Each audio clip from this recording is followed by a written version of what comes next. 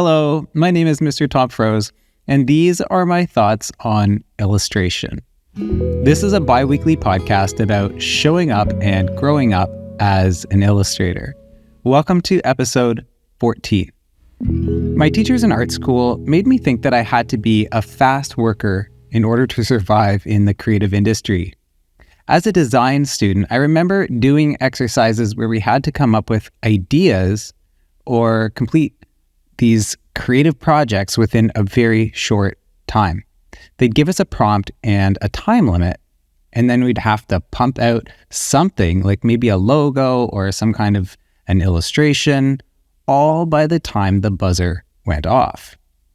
Now, while this is great for learning how to improvise, it's not necessarily the recipe for ultimate creative success. Nobody ever told me in these situations that the work we were coming up with in such a short amount of time didn't need to be like the best. It didn't need to be amazing. Nobody told me that just because I couldn't come up with a quick, clever idea on the spot, it didn't mean that I wasn't creative. It just meant that I'm a different kind of creative. Now, there's a time for improvisation and fast thinking, but I believe it's rarely the way to create our best work as illustrators. There's a certain amount of time we need to spend to make work that's on point. Now, of course, some of us are going to be able to work faster, and others, like me, are going to be slower. I'm a slow processor, and I'm kind of a slow thinker. I just need time to make up my mind without feeling stressed out.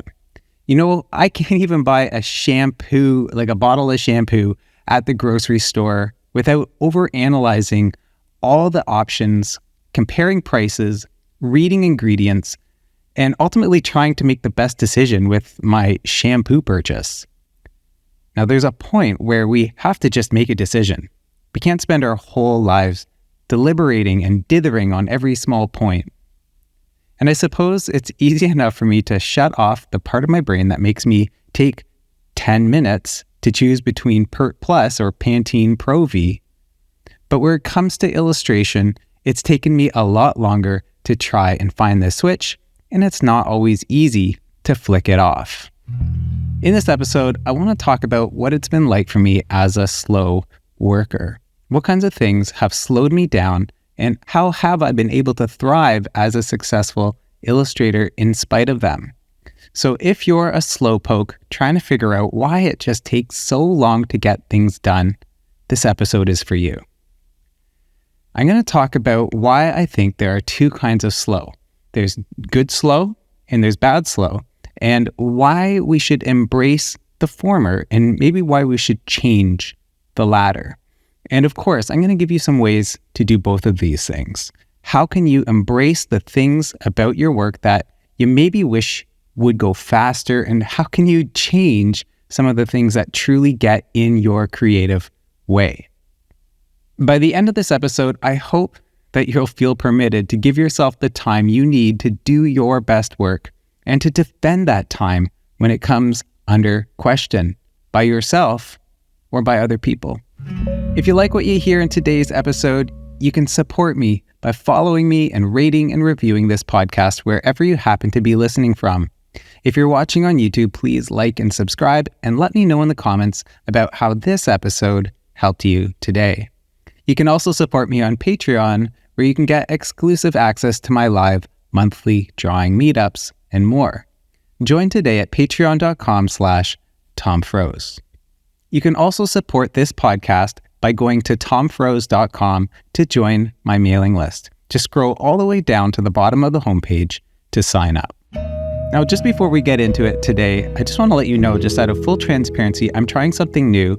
I'm trying to read a less scripted outline in this episode. I'm actually I don't have everything fully scripted out. I'm just following an outline. So if the tone feels different here, that's what you're noticing.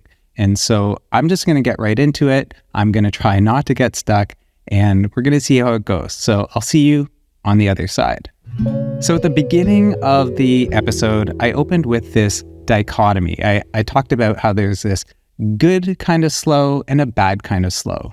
And I talked about how the good slow is the kind of slow that is for the right reasons. And you could say that this is the kind of slow that is necessary. It's a necessary part of the process. And then I talked about bad slow, and something would be bad slow because it's something outside of the creative process that's getting in our way. You might be able to say it's slow for the wrong reasons. So we're going to get into what both of these mean in more detail.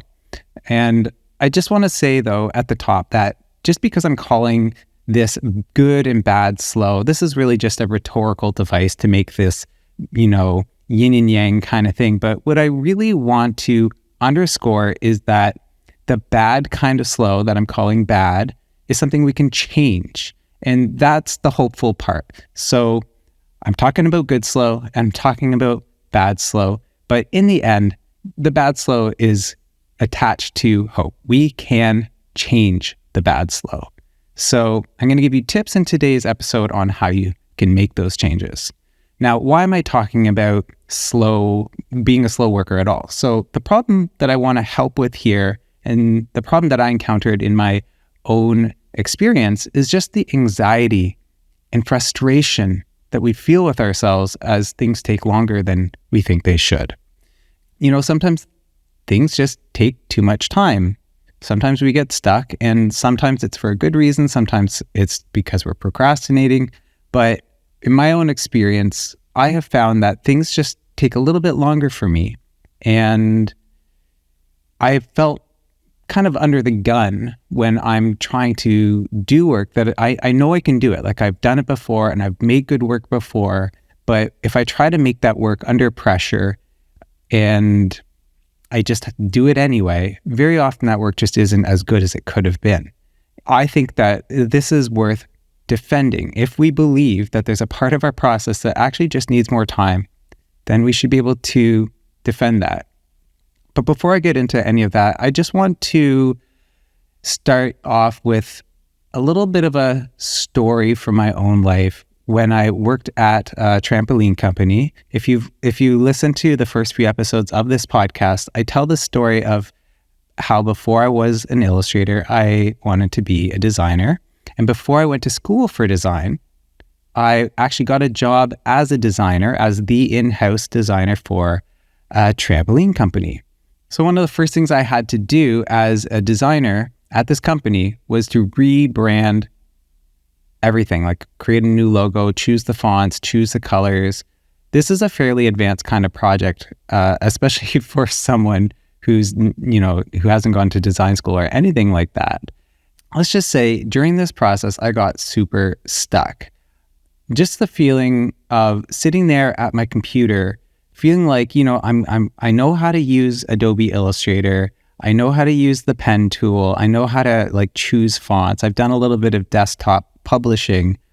I'm creative. I'm artistic. I got myself in this seat. I got myself a job as the designer here. Why can't I create the logo? Why can't I make this brand happen? I thought that I could do this. So along with all this failure of not being able to do this, and I'll talk about exactly what that experience was like, there came feelings of shame and self-doubt. What I found was that, and we're going to talk about this in the part where I talk about the bad kind of slow, what I realized is that I didn't know the process. I didn't have a process for designing how do you do a rebrand? How do you design a logo? How do you choose colors? How do you determine what's important enough to the company to sort of represent in the symbol and stuff like that? Of course, it seems obvious to a lot of us now, but there are certain steps you need to take in order to do rebranding. And one of those first steps is creating a brief. And to create a brief, you sit down with your client, or in my case, I had to sit down with my boss and discuss. Let's talk about what are the goals for this project? Why are we rebranding? What does a new logo need? And how is it supposed to work? all these kinds of questions. I just didn't start off with that. I thought the logo that they have now is not that great, and I could do a better one. And my boss thought the same thing. He thought, like, we need a new logo. Tom, could you please design us a new logo? And of course, it turns out that just being critical about someone else's design doesn't make you a better designer. And so I went through months of just like, it was amazing that I had this opportunity, and it was an exciting project for me on paper, like in theory. Like, I thought branding was super cool. I was starting to get nerdy about logos and branding. But what ended up happening was I just got stuck, and I dreaded coming to work each day because I knew that I'd start in the morning and work all day and then try all these different things in Illustrator, maybe go to my sketchbook, try a few logos by hand, then maybe go back to the computer. I'd end up at the end of the day no further ahead. I mean, to my boss's credit, he was super patient with me. He had the patience of a saint, and I don't remember him ever like putting pressure on me. He would come to check in, say, how's it going, Tom? He'd be, behind the chair, and I would just feel so ashamed of the fact that I wasn't any further ahead. Now, eventually I figured things out, and the logo and the rebrand turned out that the logo is actually still in use. I see it's on the trampoline that I own in my backyard, and I can tell my kids, that I designed that logo way back when. So there's something to be said about just being patient with other people when they're taking a long time. My boss was super patient with me, and maybe by giving me that space, I was able to figure it out. But I can tell you that there was probably a much better way to go about that process than the one that I took. And thankfully, over time, I've found such a way. I found a way to thrive in the creative industry. And I found a way to thrive in spite of being slow. So yes, it took me a long time to do this logo way back when for the trampoline company. Yes, I'm faster now because I have a process, but I'm still a very slow worker. It takes me just a long time to get to my thoughts. It takes me a long time to come up with ideas. Some things just take more time for me. And I think that's just part of who I am. And now in hindsight, I can have this insight about myself, like, oh, this is just the way I'm wired. But I didn't always know this about myself, and I didn't always know that it was okay. And that's one of the reasons it was so frustrating and gave me so much anxiety. So now I just want to talk about what it means to be slow for the right reasons. I want to talk about the good kind of slow. So I've kind of just set up what I mean by good and bad slow. Now we're going to dig deeper into each of these. So let's start off with good slow. So some things just take more time. And you see this in everyday life. You see it in things like baking or making wine. Like if you want to bake a batch of delicious, chewy chocolate chip cookies that are just the right amount of golden brown, then you need to set the oven temperature to the right amount, and you need to get them in the oven and wait for however long that takes. You can't crank the oven to like 600 and hope for the same cookies faster. And it's the same thing with making wine. So if you want really good wine, or at least drinkable wine, you got to let it sit in the barrel or whatever the thing is that it sits in for long enough to ferment properly, and for the alcohol to formulate, and for the flavors to come out and all that stuff. I tried making wine a few times on my own, and it never really worked out great. And I'm very impatient. I like to peek under during the process. I like to take the lid off and look inside and see what was happening. And I'd taste it just out of curiosity. And of course, the wine was terrible at those stages, and I knew that. But what we know about wine is that it takes a long time to do well. If you want good wine, if you want the best wine, you're going to have to wait for it. And this is just the same thing about a lot of our processes. There are just things in our process that take a lot of time. Just take painting, for instance. Like, have you ever tried to paint layers over paint that you've already put down, but you didn't wait for it to dry, and so it smudges, or if you're doing it on paper, the paper starts to bunch up. This happens a lot actually when I'm drawing with Posca paint pens in my my Ugly Book sketchbooks. Like, if I'm impatient and I go over one color with another and they're both wet, it just makes a big mess.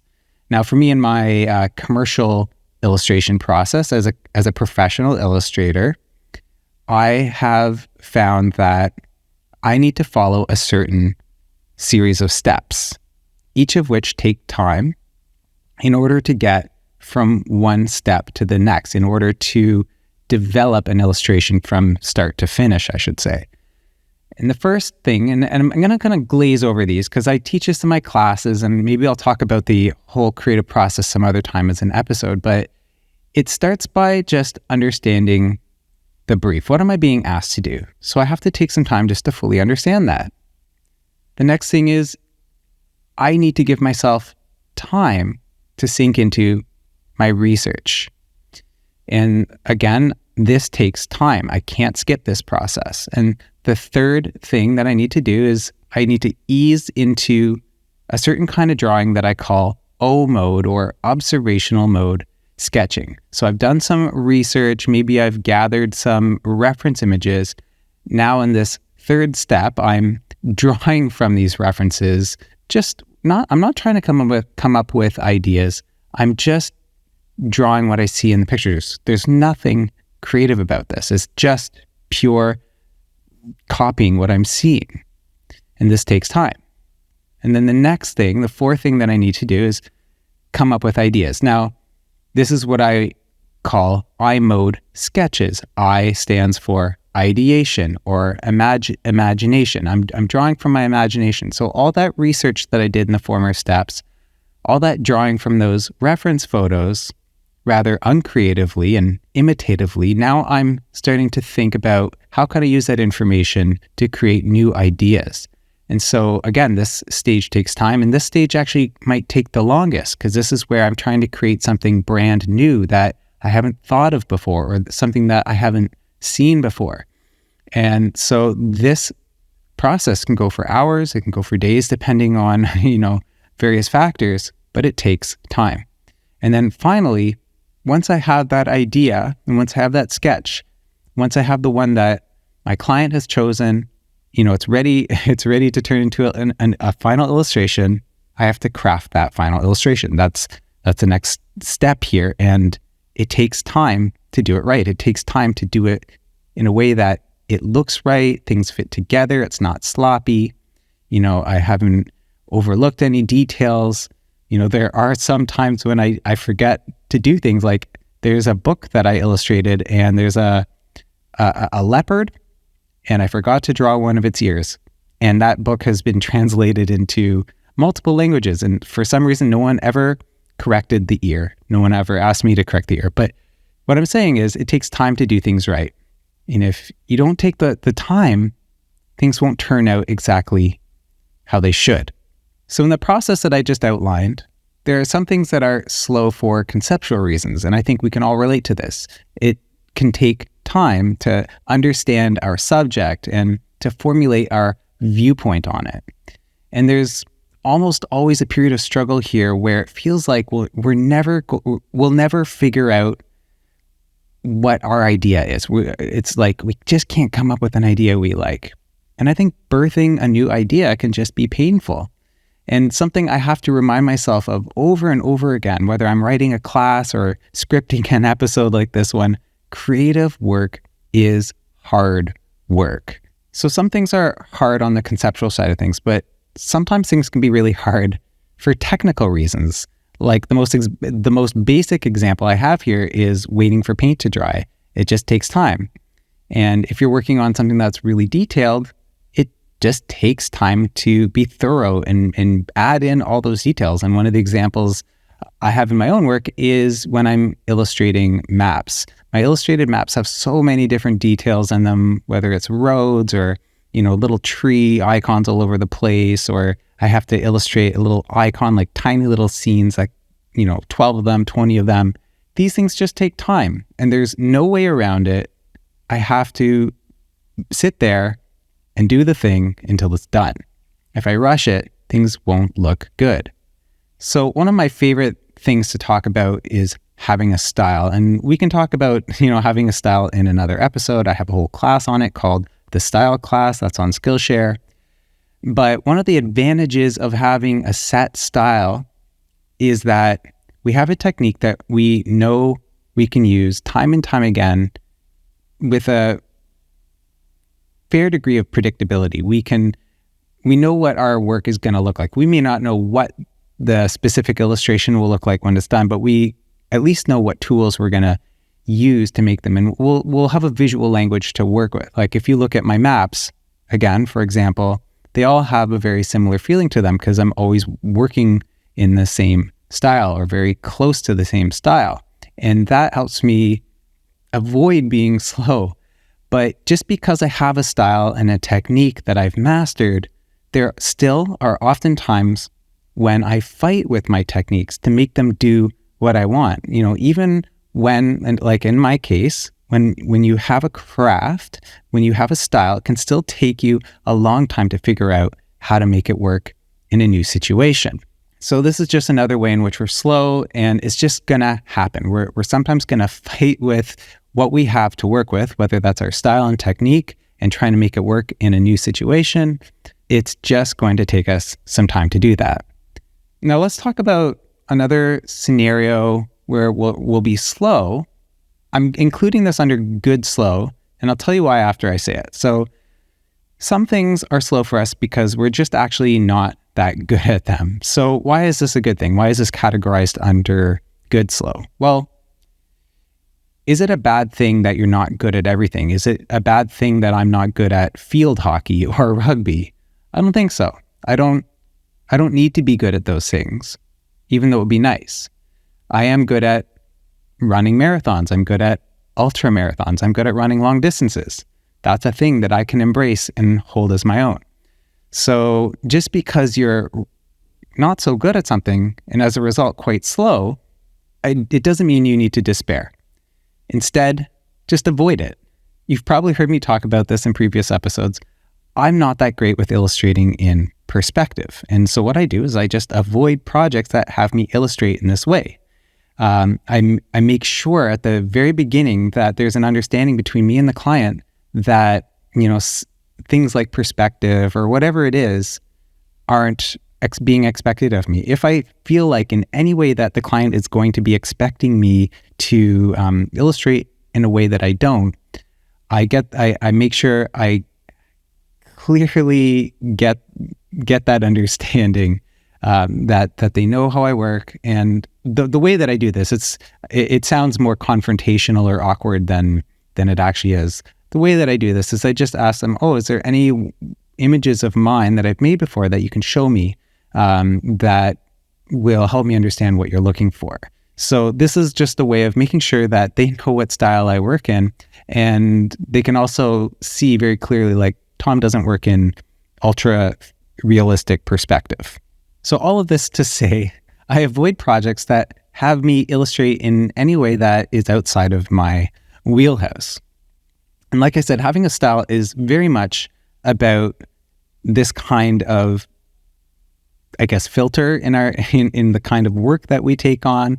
And it's very much about having efficiency. Having a style is about saying, this is what I do and this is what I don't do. Why did I move to being an illustrator from being a designer in the first place? Well, I get carried away with details. I like to focus in on a project.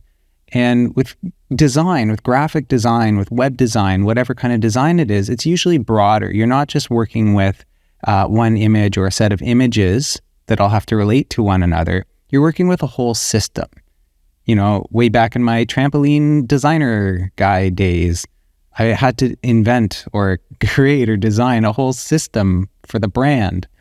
Each touch point of that brand or each touch point of whatever the system that you're designing for, maybe it's a whole magazine and all the different layouts, each one comes with its own series of micro decisions. That just overwhelms me. And I discovered that illustration helps me focus all that creative energy that I have in one smaller part of a design. So I get to work with designers. I get to work in the design industry, in the creative industry, but I get to specialize. I have my little niche. And this has helped me become more efficient at what I do. It's crazy to say this, but I'm a faster illustrator than I am a designer. It will take me much quicker to illustrate a detailed scene than it would to just illustrate a simple logo. Maybe you designers, if you're listening, you can appreciate that because you probably, no matter what, even if you consider yourself fast at designing things, you probably still know that it takes a long time to design just one simple logo. There's a lot of process that goes into that. So one more thing that I want to talk about in this kind of good, slow category is the fact that short deadlines are not inevitable. What I'm trying to say is you don't have to work under short deadlines. This is not an inevitability as an illustrator. We tend to think that we have to accept fast deadlines. This is what, in the beginning of this episode, this is what I sort of alluded to, like being in art school and having to create these fast turnaround type projects on a timer in class, create this logo in 5 minutes or whatever it is. It makes us think that all the time we're just going to have to create these amazing things under crazy fast deadlines. And it's just not like that. It can be, but it doesn't have to be like that. You know, deadlines, they might not necessarily help us make our best work is what I'm trying to say. Since I've gone freelance, and I went freelance in 2013, so it's been 10 years, and my last job was as a design director at an advertising agency. But my point is, as soon as I went on my own, I made a point of refusing fast turnaround work. I decided, I'm going to be a freelancer. I'm going to be running my own shop here. I get to call the shots. One of the things I'm not going to do is get caught up in a hamster wheel of short turnaround work, always trying to create things under the gun in the middle of the night and stuff like that. It does happen. We do have to work under deadline. And sometimes being slow means that we have to work past, 5 o'clock or whatever. That is just part of running a business. And sometimes, frankly, just being creative. It does take us past the 9 to 5 day quite often. I still do make a point of refusing fast turnaround work. And just as an example, very recently, I lost a $25,000 job because it had really, really fast deadlines. And to me, it's just not worth sacrificing all the other work that I'm already doing for that money. Now, could I have used that money? Yes. And have there been times when that might not have been a choice, when I would have to take that on and risk everything else going to crap? Probably. But in as much as I can, I avoid impossible deadlines because they stress me out. And that's not how I want to live my life. Now, you're probably familiar with this kind of Venn diagram, goes around on the internet, that has 3 circles and a word inside each one of them. One is fast, one is cheap, and one is good. And the idea being is you can pick any 2 of these, but not all 3. So you can have fast and cheap, but not good. You can have cheap and good, but it's not going to be fast. I have a problem with this formula because good for me is not an option. Good is never something I can leave out of the equation. So something's got to give here. I need my work to be good, and I also can't be cheap. So usually my work is going to be slow. So the reason I bring that up is because I think we all want to do good work. I think we want to make work that we're proud of. I don't know if you've ever rushed through a job and felt good about it, and maybe you were working for a client and you said, you want this in 2 days and you want it for $500, or maybe, I don't know, maybe you want it for $200 or something that's really cheap for whatever they're asking for. Would you really make them a piece of crap and still expect them to pay you? I think this equation is kind of a caricature of, like, it's nice on paper. It sounds funny or fun or clever or whatever, but I'd like to think that I have my pride as an illustrator. I always want to make good work, and I always want to be paid fairly for it. So the only thing that can go or give is the fast or slow, and fast always becomes slow for me. The takeaways here are first that there are just some things about our creative work that are going to take more time. And when we know which things take more time, we can plan for them in our process. We can build those things. We can build time into our process for those things. Another takeaway here is that we can avoid deadlines that are just not amenable to the way we work. There's just certain projects that will have too stressful of a timeline for us to do our best work. And there is the risk, and you need to be the judge of this in your own work or in your own process. There is a point at which you just don't have enough time to do work worth doing. You risk actually making bad work. And in the long run, that's just not going to do anybody any favors. And it could end up taking everybody a lot longer and, of course, wasting money. So another takeaway here is that there's almost always a struggle in the process to find some kind of eureka moment. When we're trying to find our ideas as illustrators, I think this is always one of the hard things, is finding that great idea, or the idea that we're willing to bet on for this particular project.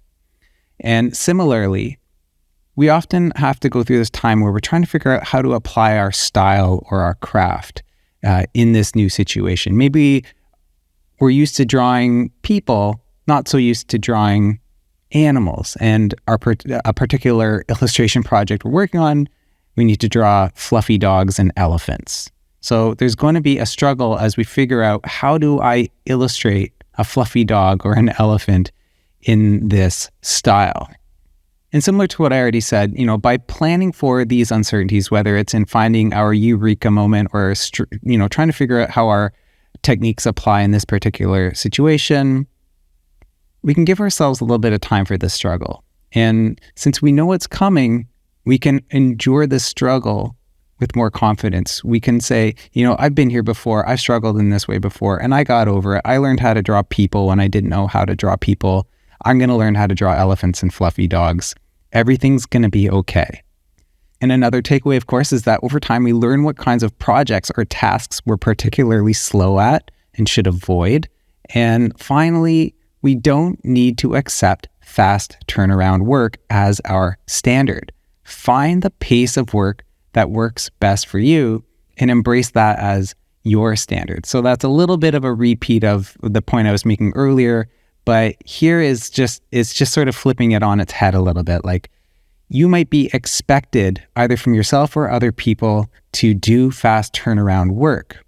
But I'm saying, if your work needs more time, find the pace of work that works best for you and make that your standard. This is your business, your freelance, your practice. Make it the way you want. And if you started out that way, chances are you'll be able to continue that way for your entire career. It's going to be harder to make that change later on once the precedent is already set. So now I want to talk about this bad slow. This is the slow for the wrong reasons. Some things just take up our time, but they don't need to. And these are what I would call pitfalls, and these are mostly avoidable. So again, let's look at some examples from real life. One might be trying to go over a mountain instead of around it. Let's just say you're stranded in the desert, and you know that on the other side of a mountain is water. There's an oasis. And you know that the A to B distance, like as the crow flies, it's like way shorter to just, if you were to like go across the mountain, like traverse the mountain, go over it, than to go around it. But survival wisdom actually says that it's better to go around it. You're going to use less of your whatever calories you have left to burn, whatever hydration is left in your body to go by. It's better not to exert yourself. The good news about most mountains is there's usually a way around it. There's usually a trail that kind of switchbacks to get you up to the top, at least if you're trying to get to the top, or there's a road around it. And another example from life is baking. So we talked about the chocolate chip cookies. Have you ever tried to bake anything or make something that you've never made before without a recipe? Chances are it didn't go so well, especially if it was baking, because baking is basically edible science. And if you don't know how many eggs go in cookies, you might make them too eggy. Or if you didn't know that butter goes in cookies, you might make them totally dry. So in our work, in our illustration work, there are certain things that are going to slow us down, and they really don't need to. And one of the things is trying to take shortcuts that end up not being shortcuts at all. We think, oh, if I just take this little, trim the corner here or whatever, we're going to get to where I want to be faster. If I just go over the mountain, I know that where I want to be. I know that water's just on the other side. This is a shortcut. It ends up just taking way longer, way more energy, and it might even kill the project. Like I was saying before, when it comes to drawing paint, if I'm, drawing with my paint pens and my sketchbooks, if I try to add layers of paint over it before the other layers have dried, it just makes this gross mess and it ruins my drawing.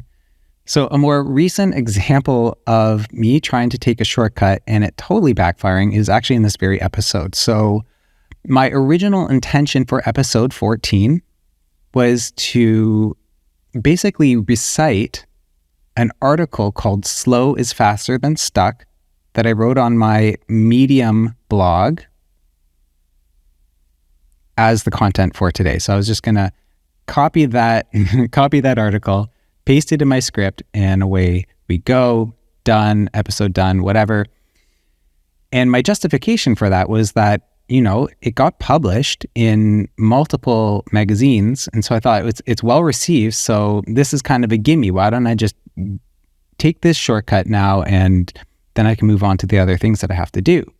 But when I shared my script with my editor, Jules, she called me on it. She said, "Tom, this doesn't sound like you. This is like, it doesn't have your tone of voice that you use in the podcast, basically." And I tended to agree with her. I was like, you know what? You're right. This is an article that I wrote 2 years ago. It was meant to be read, not meant to be listened to. So I ultimately had to rewrite the whole episode. The kind of thing I'm a little bit embarrassed about is that I ended up writing almost 10,000 words more of a new script. And then ultimately I was like, there's no way I'm going to read that many words and expect people to listen all the way through. So I was like, this is a good opportunity to just try reading a little less scripted. And so here we are. That's what I'm doing. All of this to say, I'm on the journey right now of kind of paying for that shortcut that I tried to take. I tried to come up with a fast episode by reciting an old article, and I got called on it. Then I tried to fix it, and now here we are, and I have no idea how it's going to end, but I have faith that in the long run, everything's going to be okay. But I'll just say, to avoid this pitfall of the shortcut, beware of the promise of a shortcut. Don't be afraid to put in a little bit of extra work up front and to lay a little bit of groundwork. And by spending that time up front, you're going to be more fluent in whatever it is you're trying to do later on. And case in point, I spent a lot of time in, writing on this subject for this episode. And because I've done that, I did feel more confident to just go into this more unscripted. So this is something I touched on in the first part where I was talking about the good kind of slow. I talked about, how these different steps in my process just take time. And at the top of this part here, I talked about how following a recipe is really important, or I talked rather about how not following a recipe can end up in a disaster. So not following a step-by-step process in our work can also hurt our creative process. It can slow us down. We think we can just freeball it, just like those early days as a designer doing that rebrand for that trampoline company. I kind of just thought I could freeball it. I didn't think I needed a brief. I didn't even know that I had to do one, to be honest. But I just thought, like, I'm creative and it's just going to ooze out of me and something will happen as I throw stuff up on the screen or on the page. The problem is I had to start over and over again because nothing ever really seemed to fit or work out. All of this to say, in my time as a designer for this trampoline company, I didn't follow a process. And of course, this is what led me to being super slow and going in circles.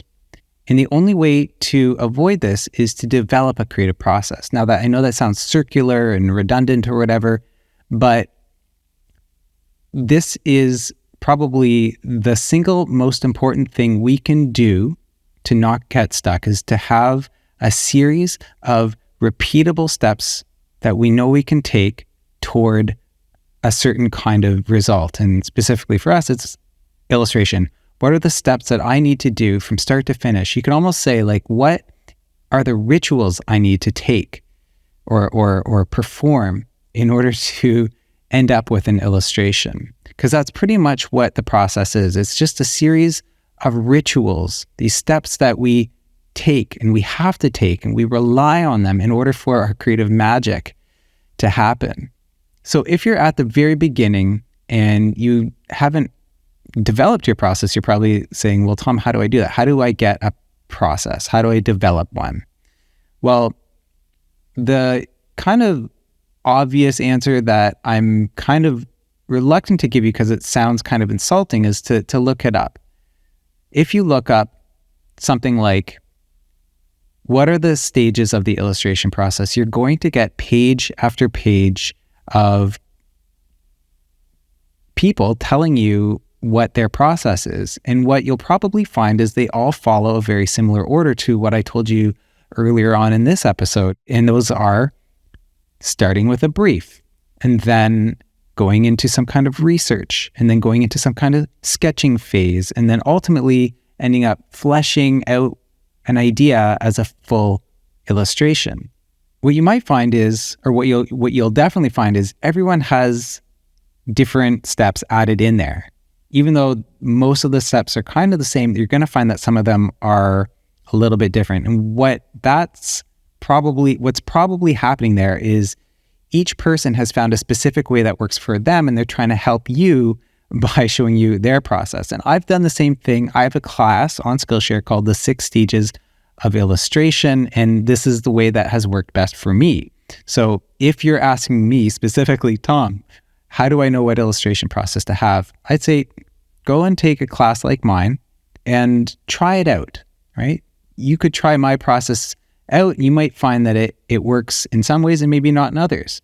And that's exactly how we find our process. We learn by imitating other people's processes, and we add to them, we take away, we insert our own techniques or our own style or our own flavor of working with people. All these things get built into our own process. And the only way to do that is to try it with our projects over time.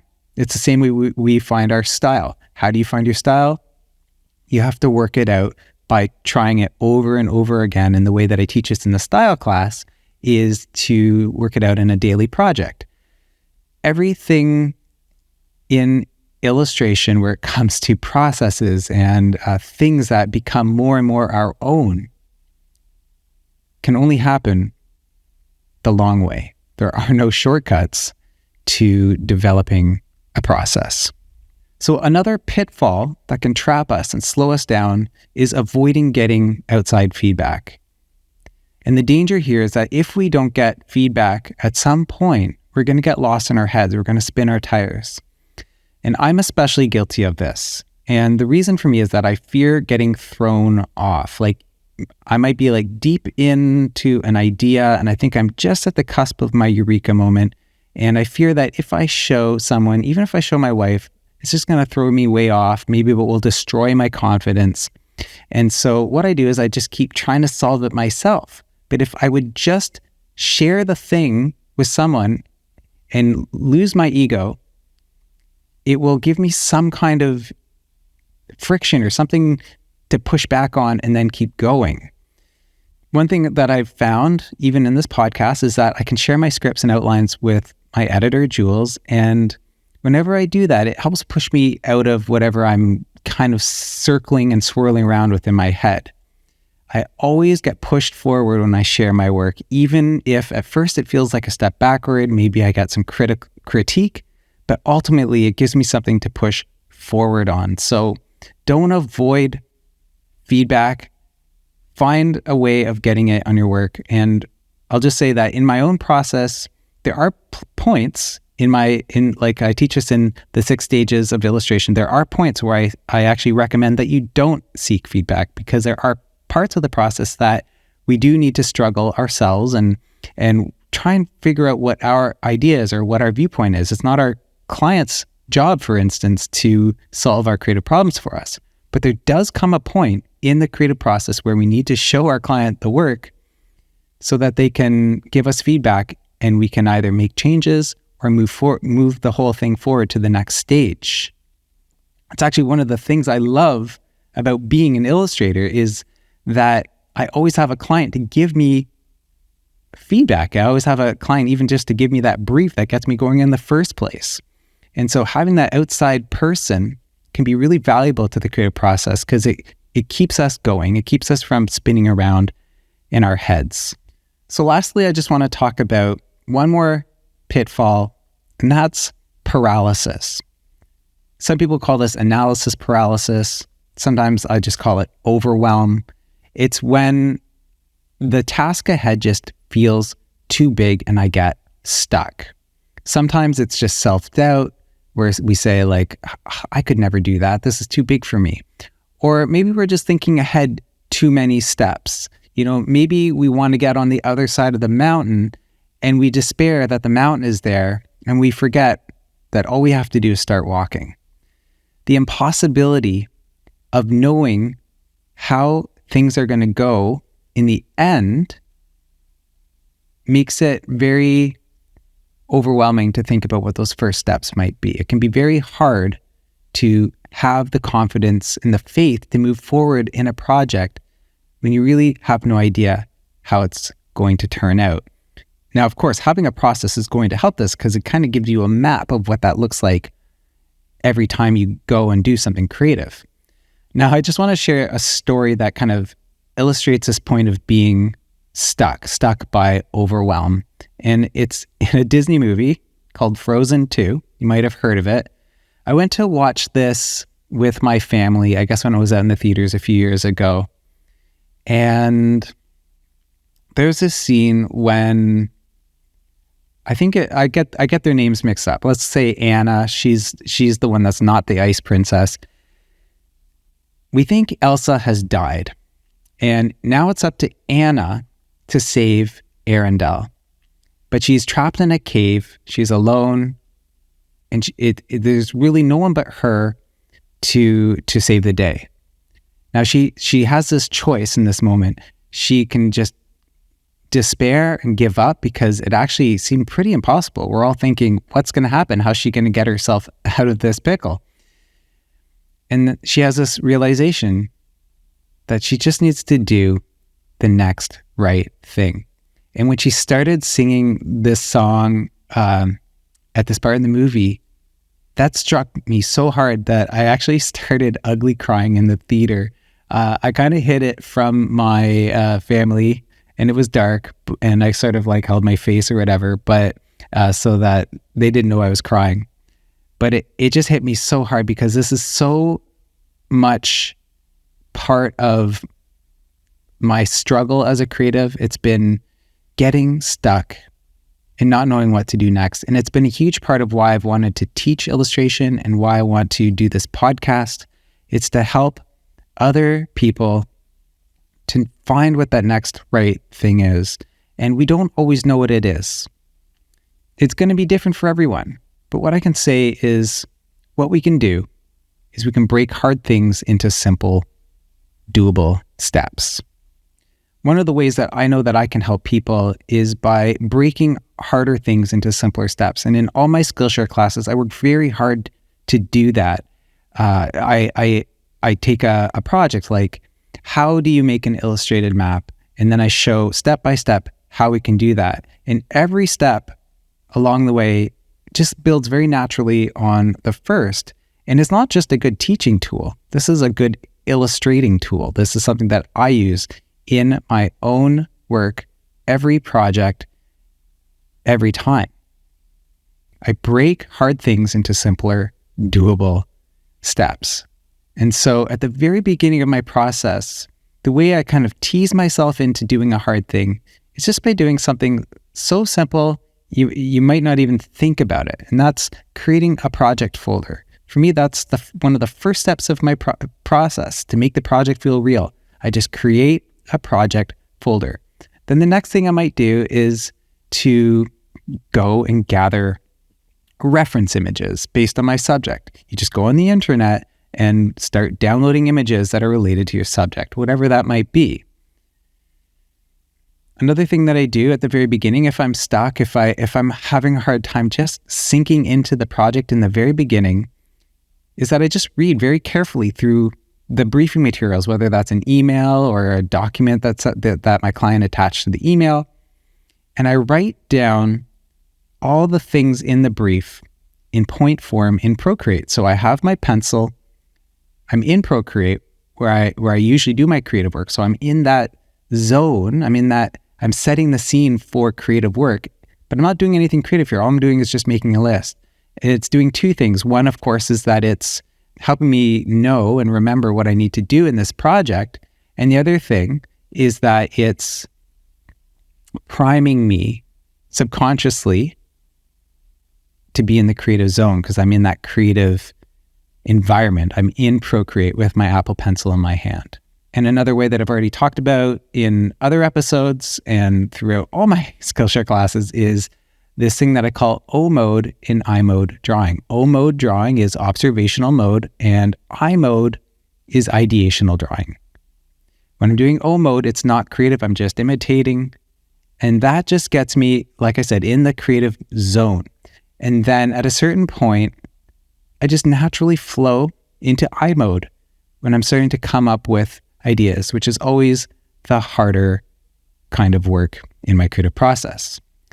So to summarize this section, the takeaways here are that it's possible to get stuck or slow down for the wrong reasons. And these include taking shortcuts that aren't actually shortcuts, not following a well-defined process, avoiding outside feedback, and getting stuck in analysis paralysis. It's so easy to feel overwhelmed by the mountain of work in front of us. We can't see the other side of the mountain. Anna from Frozen 2 couldn't see how she'd get out of that cave and save the day. She didn't have a well-defined process for that specific event. And for us, whether we have a well-defined process or not, we just need to think about what is the next right thing that I can do. And one of the best ways of knowing what the next right thing is just write a list. Write out a list of possible things you can do and pick the most doable thing on that list and just do it. All right, so this brings us pretty much to the end of the episode.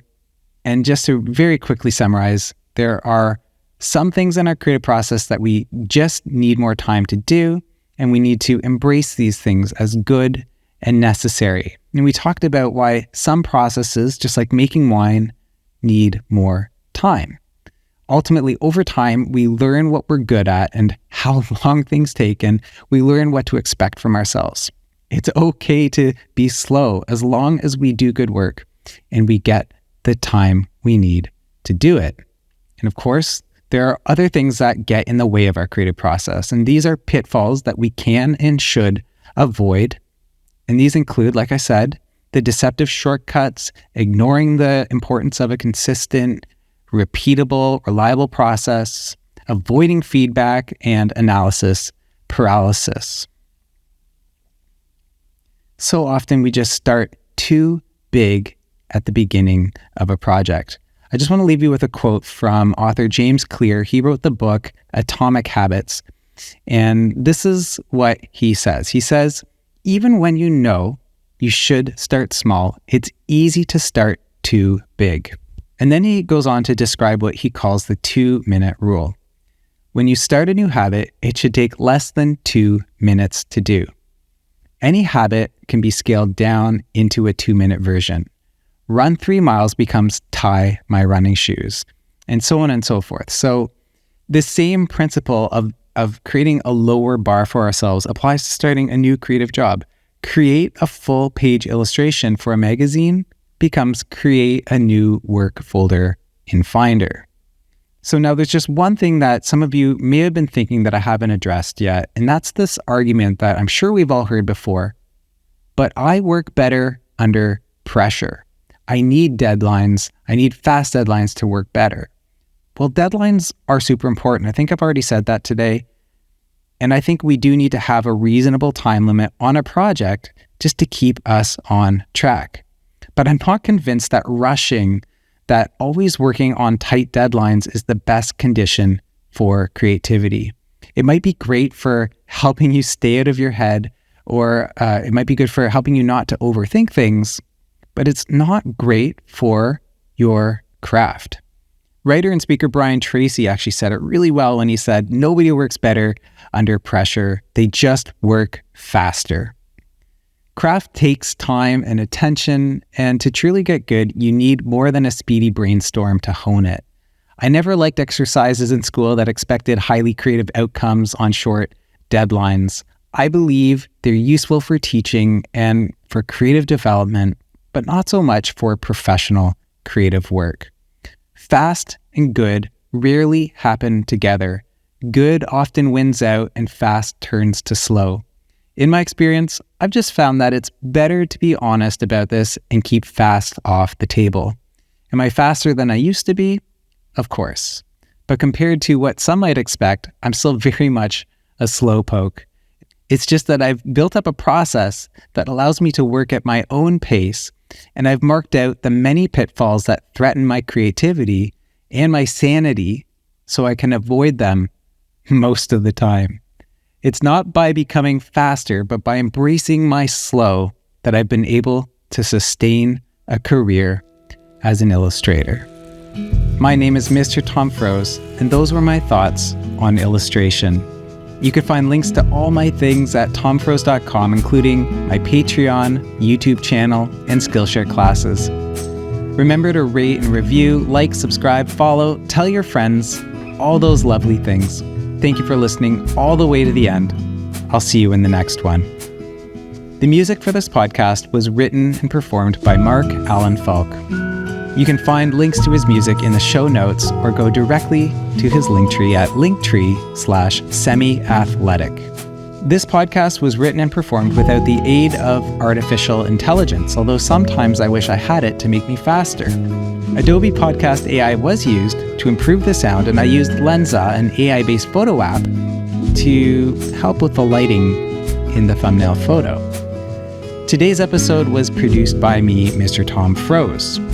Special thanks to my script editor, Jules Herrick, and to Mark, who is also my audio video engineer.